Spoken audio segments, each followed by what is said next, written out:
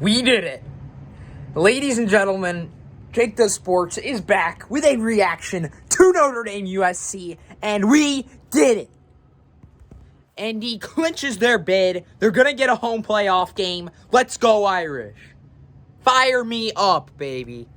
What a game. A hell of a game to end the season.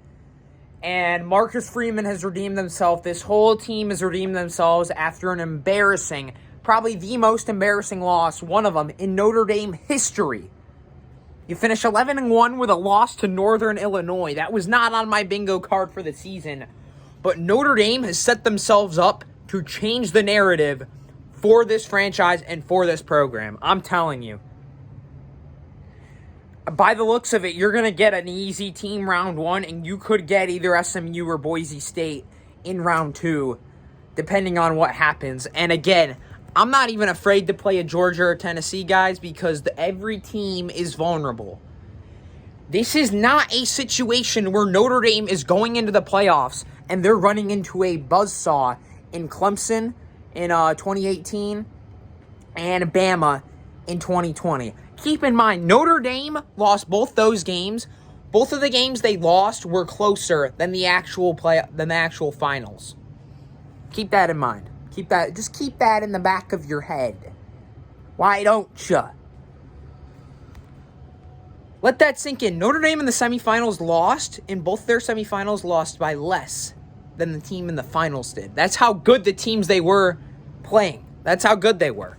And I know it's Brian Kelly, Notre Dame. They probably would have lost anyways. They got blown out both times. It's different with Marcus Freeman, guys. It just is. Look at the big games. Look at how he showed up in this moment. Look at how he prepared this team for this moment. Listen, it was a 14-point game. Really was a 21-point game. And I'm going to talk about that. I'm a little concerned about how we're finishing these games when we're up.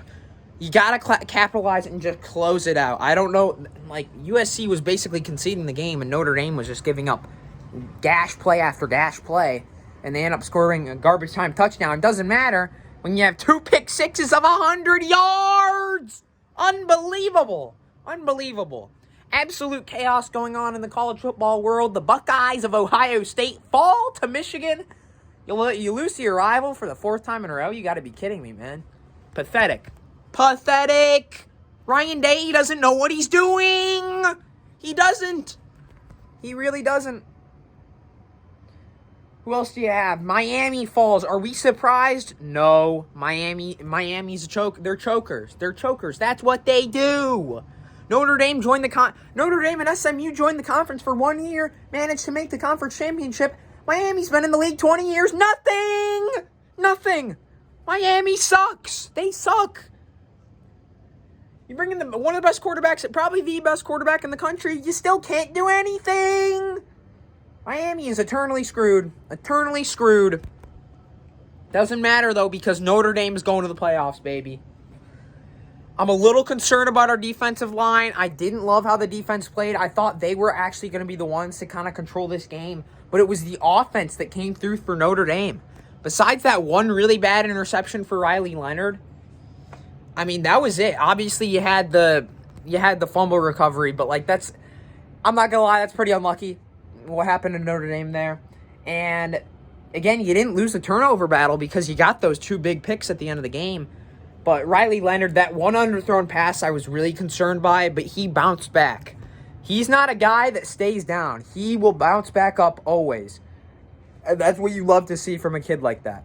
You love to see it. So, going into the playoffs, we will see. I think Notre Dame's got a really good chance against anyone they play. I'm not afraid of anyone. Not even Oregon, dude. Oregon's a great team. Yeah, Notre Dame's going to have to play their best ball. But, I think if Notre Dame plays the best they can, they absolutely have a shot against Oregon. Any other team, too. Guys, we beat Georgia Tech. Look at what they just did against Georgia. You can't tell me that Notre Dame doesn't have a chance in that game.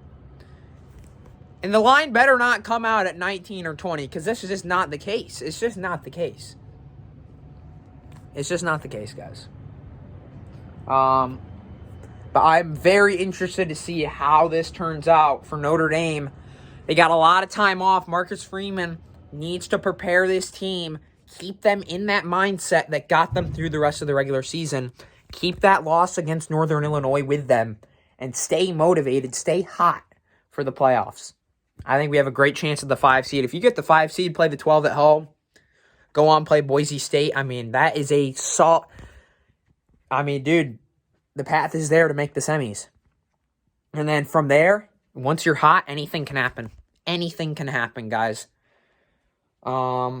But yeah, I mean, I liked our running game. I'm very concerned about Love. I hope he can get back. I thought Price played well. And yeah, the offensive line opened it up for us. I really was impressed with the O-line. I was really impressed with this offense.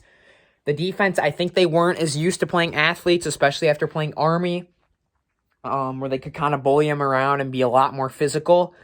The defensive line is going to need to stand in there, though, and roll with the punches, and you gotta stand your ground, and you gotta get pressure on the quarterback, because if you get into a situation where you have a guy who can sling it, it's gonna be tough.